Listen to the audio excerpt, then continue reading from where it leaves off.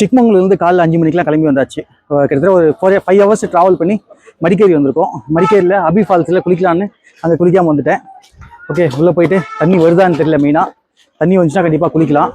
சத்திய சோதனைன்னு சொல்லுவாங்கள்ல, அது இங்கே நடந்தது. அது என்னன்னு பார்த்தீங்கன்னாக்கா, ஃபால்ஸ்னால் என்னங்க, நம்ம போயிட்டு தண்ணி மேலேருந்து ஊற்றோம், நம்ம அதில் வந்து குளிக்கணும். அதுதானே ஃபால்ஸு. நின்று பார்க்கறது எதுக்குங்க ஃபால்ஸு? எல்லாம் நின்று வேடிக்கை பார்த்துட்டு இருக்காங்க, அது அங்கே ஃபால்ஸு. குளிக்கணுங்க, இறங்கி குளிக்கணும். தமிழ்நாட்டில் எல்லா ஃபால்ஸுமே இறங்கி குளிக்கிற மாதிரி இருக்கும்.